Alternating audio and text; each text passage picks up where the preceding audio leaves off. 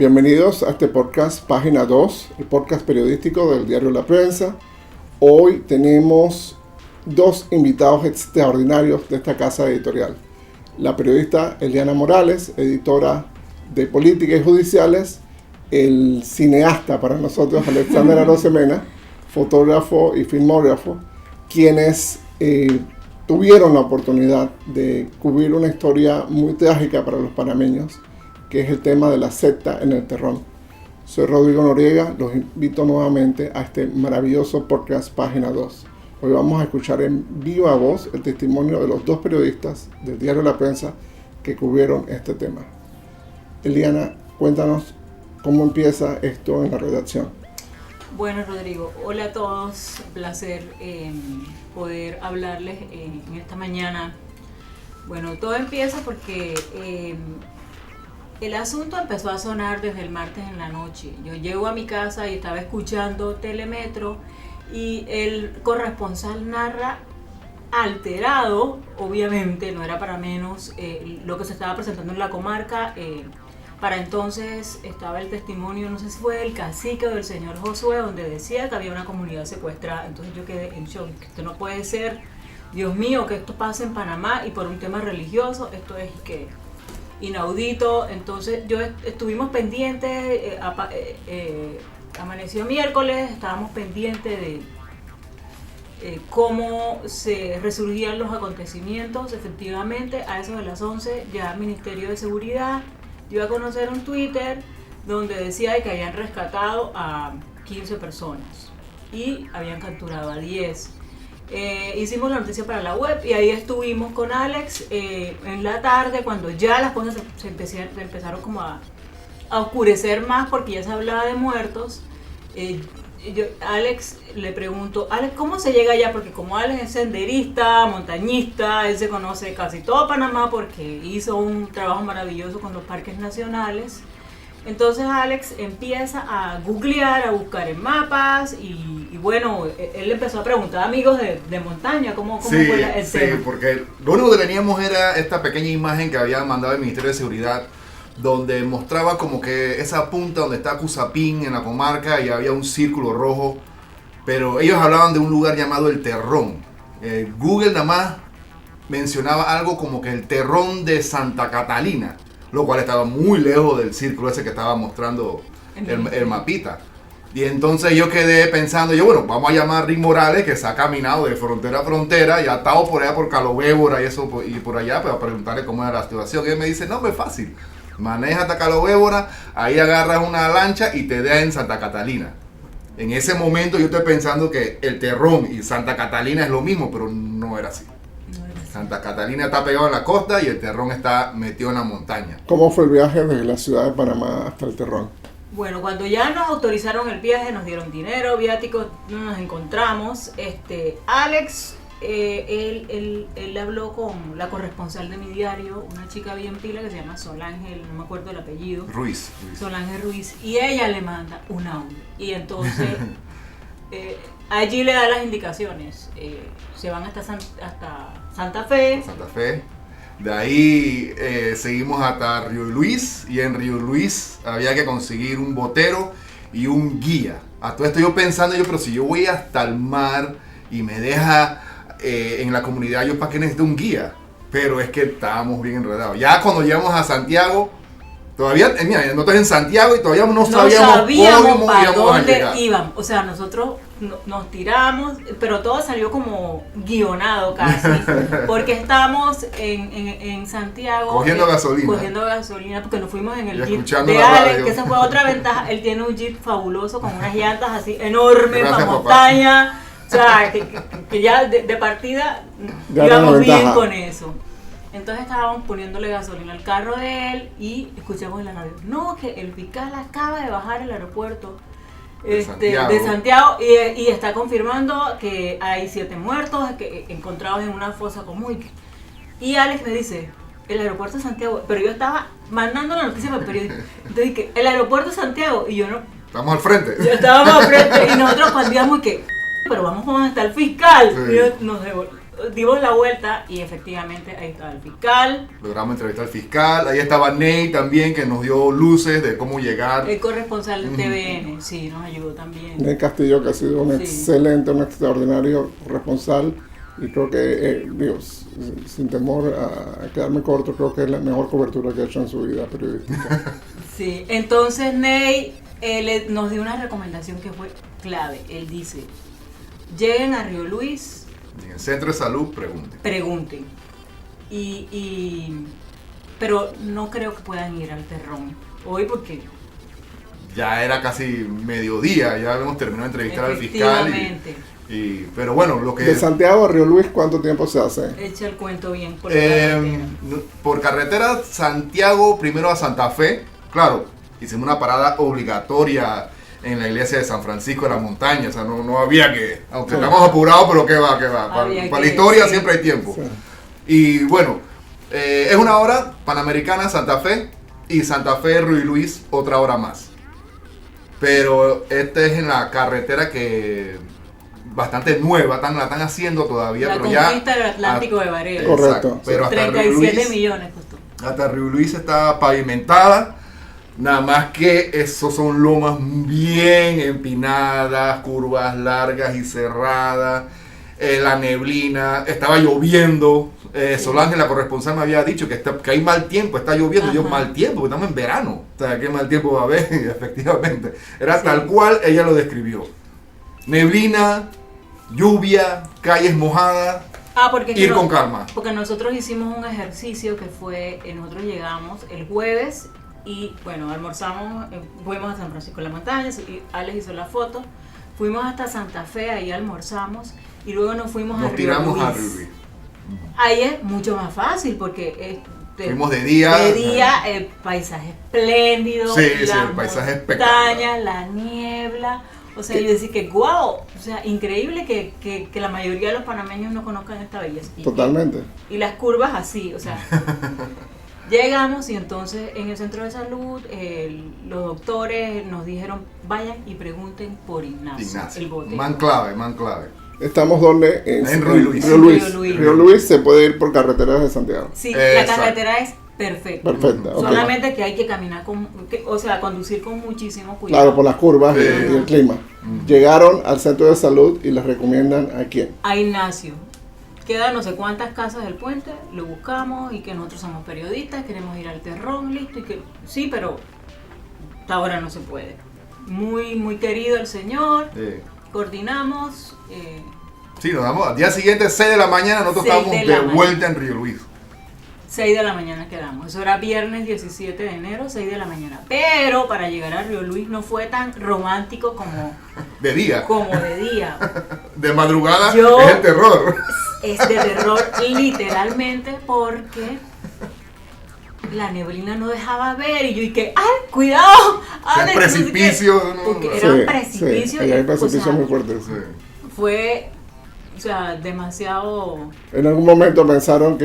Un momento tenso. Podemos mandar esta asignación por internet, vamos a un café internet de Santiago. Nunca se nos ocurrió eso. Nosotros no sé, pero estábamos... Es que cuando se tiene que hacer algo afuera de la oficina es lo mejor. Claro. Es lo mejor. Sí. Y ya cuando llegamos a Río Luis, estamos en la oscuridad de madrugada, la esposa de él salió con el cafecito, echamos una conversa ahí en su casita de madera. Las gallinas, los pavos. Los gallos, los pajaritos.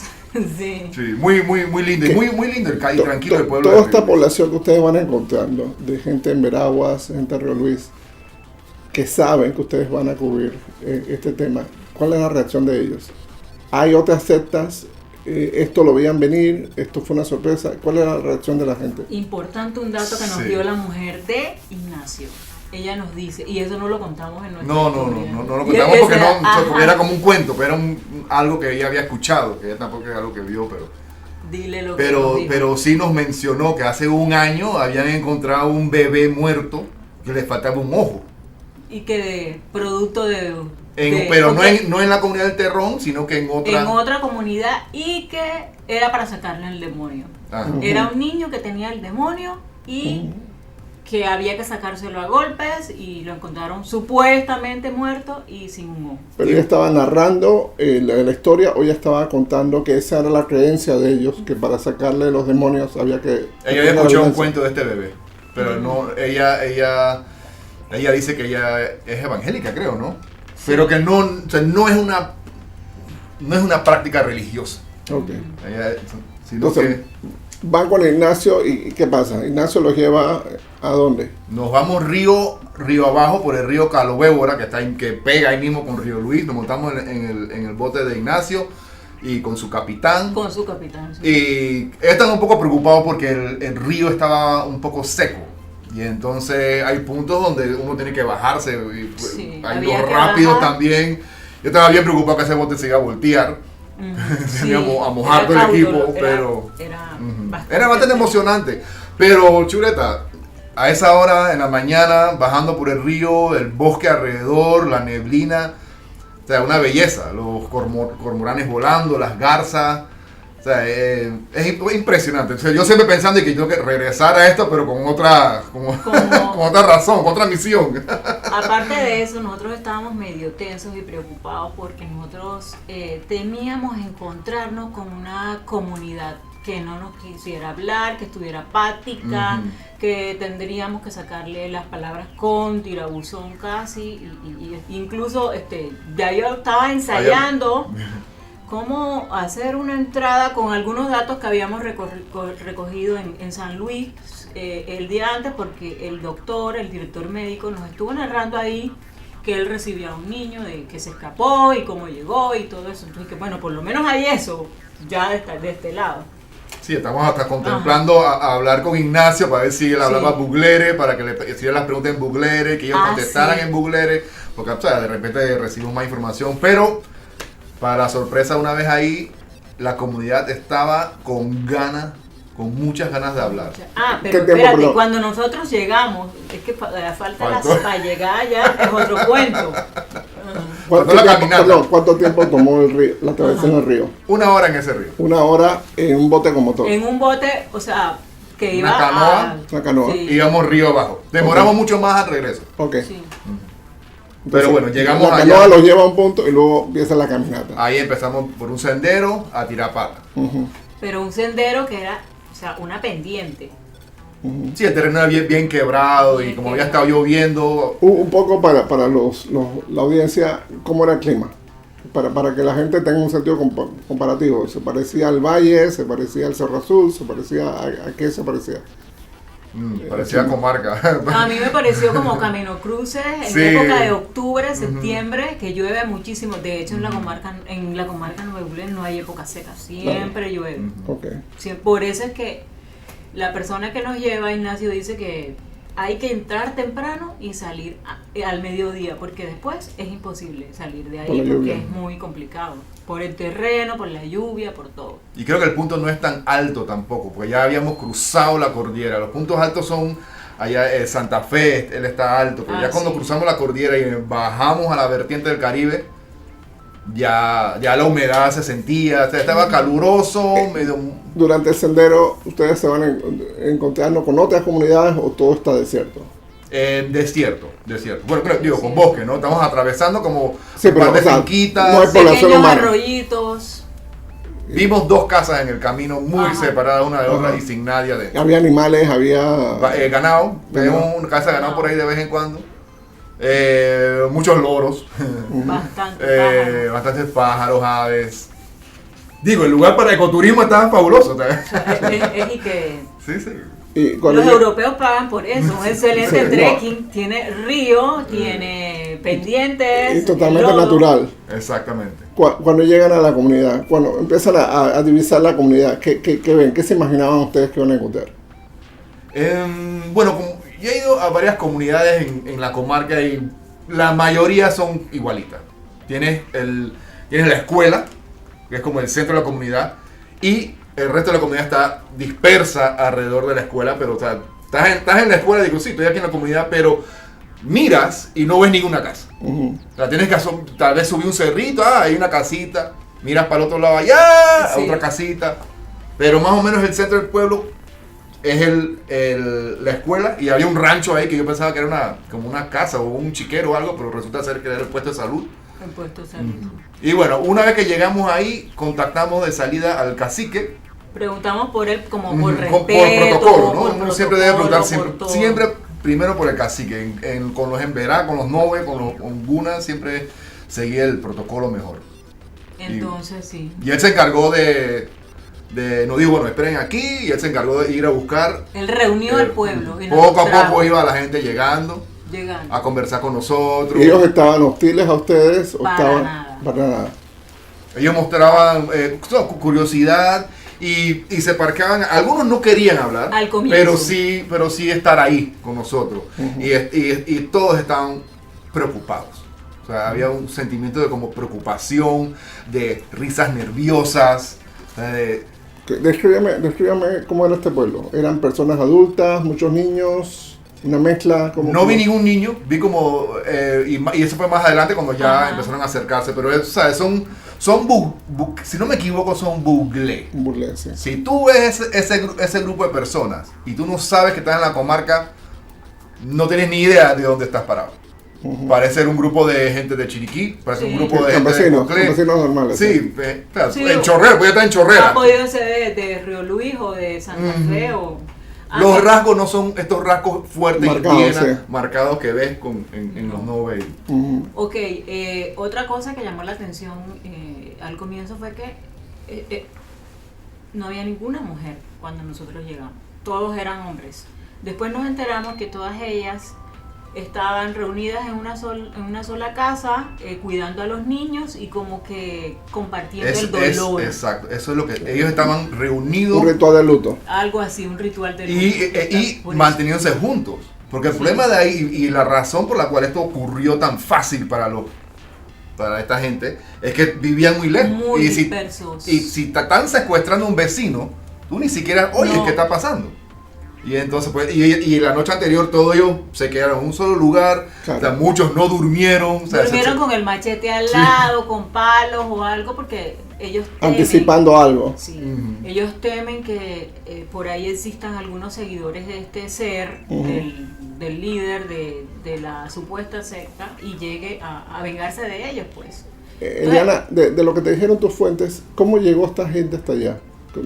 Obviamente eran de allá, pero ¿cómo llegó la secta? Mira, Rodrigo, esa es una parte que todavía falta por definir y falta investigar más, porque los propios pobladores, ellos no compartían mucho con esta persona, entonces no tienen tanta información que puedan comentar sobre esa parte de la historia. Yo supongo que eso se va a salir a relucir en la audiencia, por eso es importante seguirle el rastro a la audiencia. Sí, porque básicamente lo que ellos decían es que esta gente, o sea, no participaban de las juntas con ellos. O sea, el señor era una mala gente, pues. Mala gente, pues. Y entonces ellos no compartían. Sabían que él tenía una iglesia, montó una iglesia creo que hace 10 años. Ajá. Pero bueno, nadie participaba de esa iglesia. Él con su gente, pues. Y La hablaba de familia. gente como, su familia ¿Y ellos conocían a las víctimas? Sí. Claro que sí. Sí. De hecho, Sí. los hermanos Blanco, que Pacífico y Belisario, que son dos personas que nos colaboraron Sí. mucho en nuestro trabajo, ellos tenían una sobrina y una hermana, y el sobrino era uno de los ayudantes de Mario González, Mario Plátano González, le dicen plátano porque vendía plátanos, cultivaba y vendía plátanos. El sobrino era uno de los ayudantes de esta persona y bueno, Sí, al final del decía, día todos él era estaban el como que machete, él era el que relacionados de alguna estaba manera. con el machete, pero todos se conocen, Sí. son familia. Ellos también hacían mucho énfasis, lo dijeron varias veces, que ellos son católicos. Visitar otras comunidades cercanas es clave para esto. Para mí eso hace falta hacer ese pedacito, porque se sentía que las personas que estaban haciendo el mal no necesariamente todas eran de ahí. No, ellos mencionaban hicieron énfasis en eso también. Ellos mencionaban otro pueblo, San Soledad, mencionaban como 2 o 3 pueblos más que de Cahuita. seguro no estaría mal ir a esos lugares. Claro porque que ustedes del pueblo que ustedes visitaron, para la audiencia, descríbanlo. ¿Qué infraestructura pública? ¿Qué presencia del Estado había? inexistente. Pero había La puesto de iglesia, salud, escuela. había una escuela, La escuela, lo había único- funcionarios del Estado ahí. No. estaban esperando a la policía. Ellos tenían una hora, no, que la policía llega a las 8 de la mañana. Sí, le habían avisado que la policía iba a llegar como a las 8.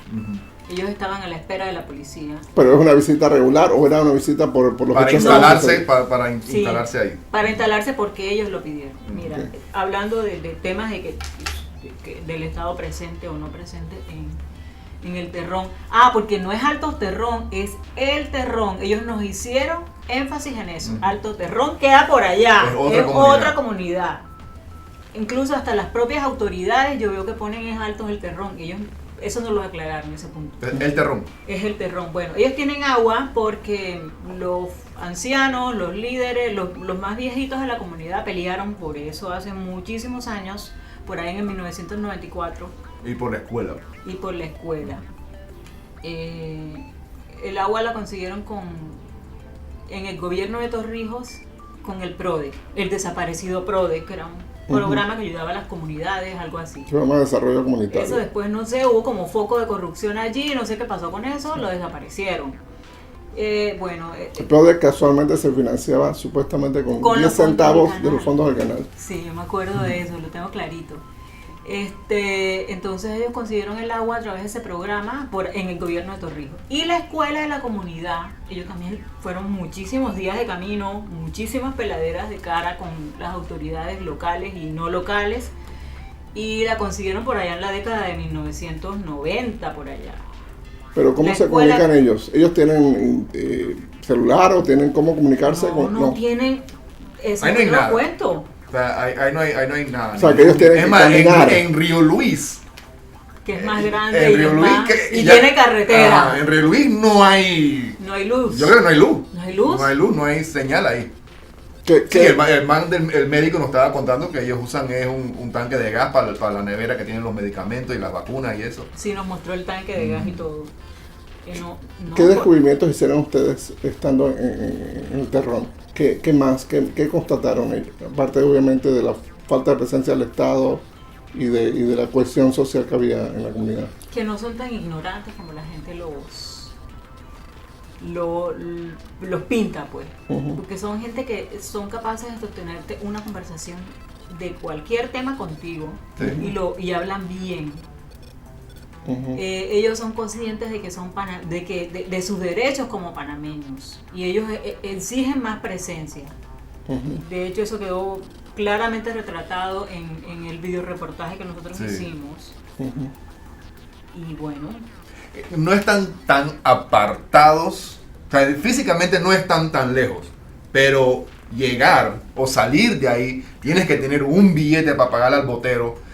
Tiene que ser un bote chuleta, tiene que haber agua en el río, porque si no, eso significa son horas y horas de camino. Está la carretera en Río Luis. ¿De qué viven ellos? ¿Qué se hace ahí? ¿Hay gallinas, sí. Hay plátanos, hay yuca? Pato, ellos tienen puerco, todas las carnes, o sea, el puerco, el pescado, el res, la gallina, siembran ñampí, yuca, o sea, todas las verduras, arroz, café. Café, sí. ¿Y qué opinaban ellos de lo que había pasado? ¿Por qué, según ellos, había pasado esto? Porque ellos eran mala gente. ¿Ellos quiénes? El pastor y su gente. Y su banda. La secta eran... Sí. Eran mala gente, pues de ese mal vecino. Pero ellos reconocían que eran parte de la misma comunidad. Claro, o pensaban que era una comunidad externa. O sea, las palabras que usaban era que nosotros no compartíamos con ellos. Ajá, pero eran parte de la misma comunidad. Exacto. Vivían como, creo que a media hora de camino de la comunidad. Creo que menciona uno. Sí, media hora. Pero sí, ellos formaban parte de la comunidad. Es más, ellos están conectados por sangre, sí. Por sangre también, ¿no? Pero sí. Es el vecino ese mala gente, el vecino ese que te envenena el perro, el vecino que te amenaza con un machete. Incluso se habla de que falsificó documentos para quedarse con le robó el terreno a una de las víctimas. Es mala gente. Uno de los temas que llama la atención inmediatamente en algunas tomas que se presentan es la cantidad de Biblias que había, por ejemplo. Sí. considerando la distancia, la complejidad del asunto, o sea, que hay una logística para mantener esta organización religiosa. ¿De qué vivían ellos? ¿O a qué se dedicaban? Obviamente, aparte de sus actividades religiosas o pseudo religiosas, ¿qué más hacían? ¿Cómo interactuaban? ¿Qué comercio hacían? ¿O si tenían su propia fuente de alimento? En fin. Bueno, este señor Plátano González, él vendió plátanos, él tenía crías de puerco y los vendía por ahí a gente de Río Luis, gente de San Soledad, de Cahuita y comunidades vecinas. Incluso nos dijeron que fue corregidor en el año 2011. Uh-huh.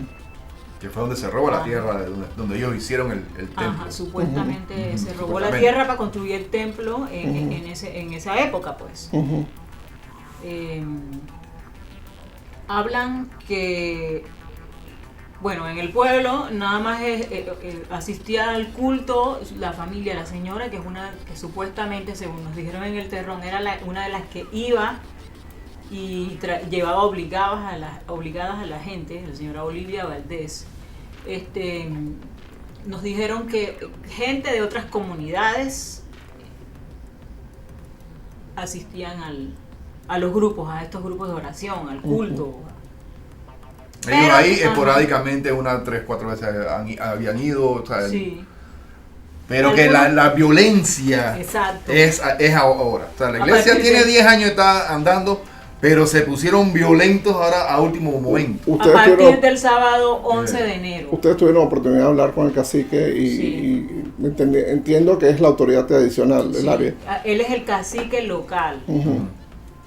En orden de esa jerarquía política de la comarca, primero está el general, después viene el regional y sigue él, que es el... Él aquí en su misión Local. aquí fue, él llevó una de las víctimas, creo que la Sí. subió allá a Río Luis Sí. y de ahí lo mandaron para Santiago. O sea, él ha estado bien preocupado por su gente. Sí, y él incluso se vino a Santiago para a buscar los medios de comunicación, a los periodistas para contar la historia. Hacer la denuncia, exacto. Porque él decía que yo fui a tirar la noticia, sí, me acuerdo perfectamente.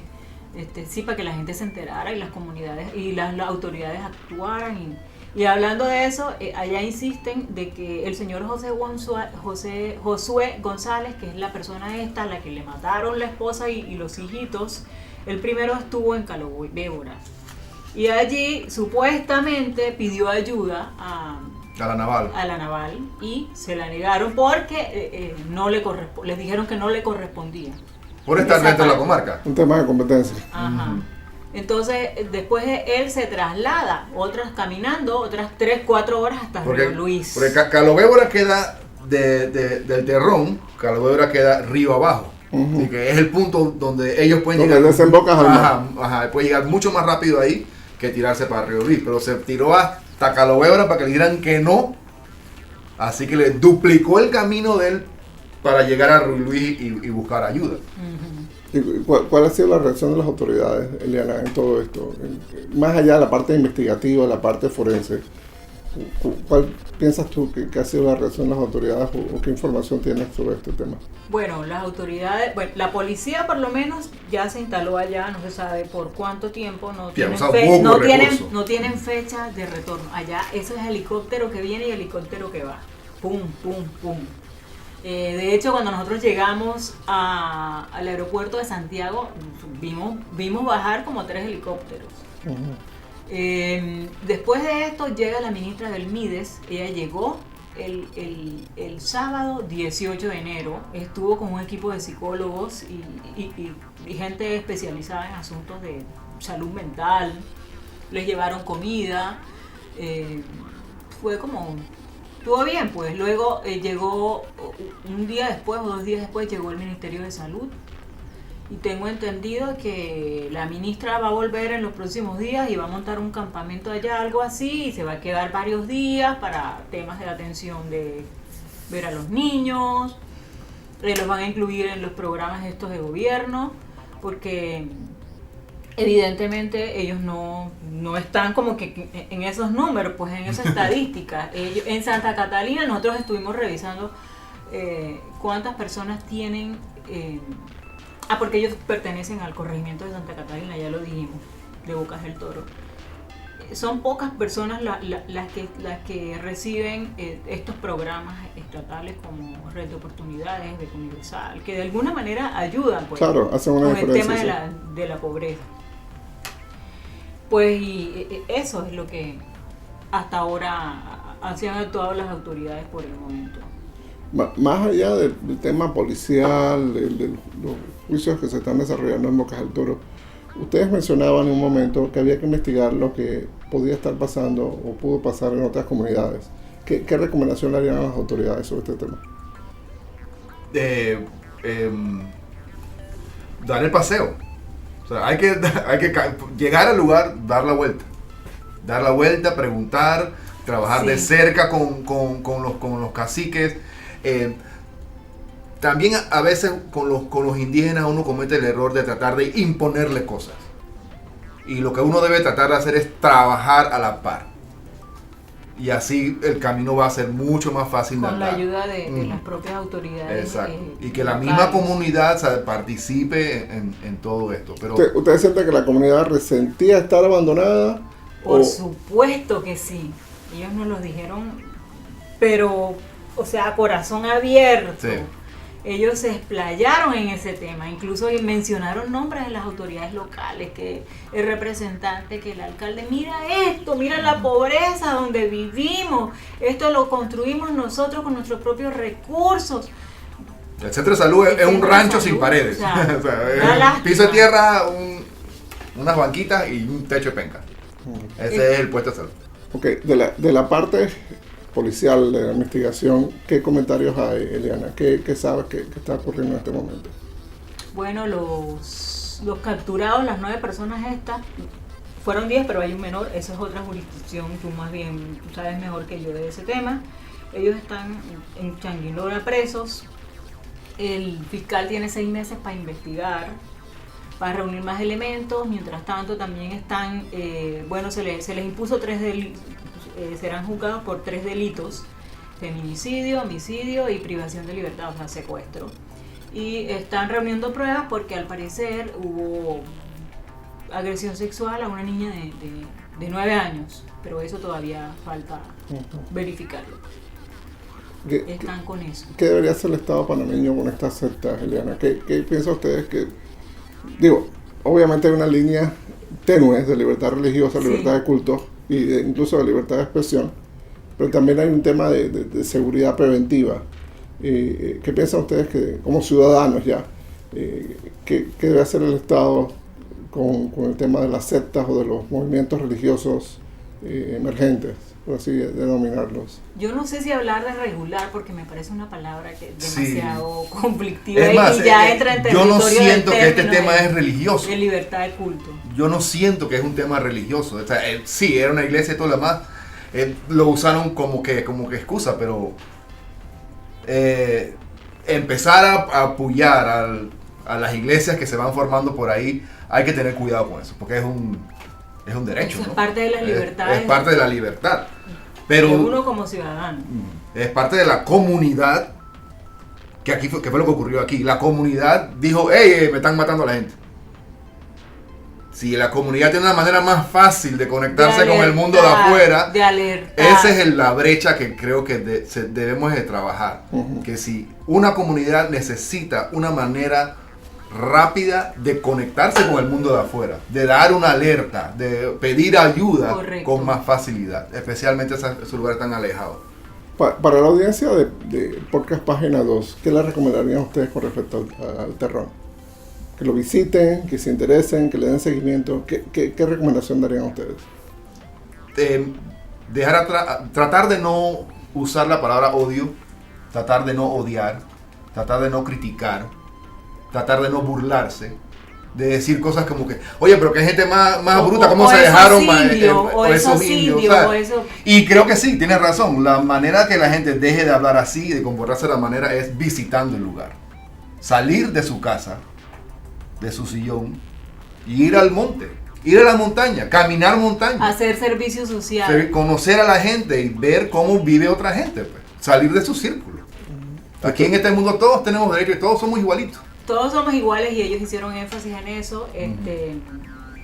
Evidentemente, la exclusión social y económica por parte del Estado hacia ese territorio de la población es de enormes proporciones. Para ponerte un ejemplo, mira, el cacique general de la comarca Nave gana $2,000, el local gana 750, pero si tú te fijas cuánto gana un asesor de la asamblea o cuánto gana un asesor del Ministerio de Gobierno, que es el ente que es como el ente rector de las comarcas, un asesor, un ex legislador, porque una buena parte son ex diputados, como asesor de estas instituciones se gana 5,000, 4,500, o sea, ya ahí de plano estamos mal. O sea, tenemos mal las prioridades nacionales. Exacto. O sea, gastamos millones en carnavales, millones en la JMJ y tenemos a estas personas en total abandono, estos ciudadanos en total abandono. Las prioridades están... Una pregunta final del podcast página 2. ¿Volverán ustedes a visitar el Terrón? Pero por supuesto. Si me dan la gasolina, yo no regreso. Hay que volver y darle seguimiento a estas comunidades y ver, o sea, todavía como que hay partes de la historia que es necesario que Panamá la conozca, y nosotros como periodistas necesitamos acercar a la gente a esta parte de la población que sí necesita atención. Ok, perfecto. Este es el podcast página 2, el podcast periodístico de la prensa. Hoy tuvimos el lujo de contar con Eliana Morales y Alexandra Rosemena. Soy Rodrigo Noriega y nos escuchamos en la próxima. Una última cosita ahí.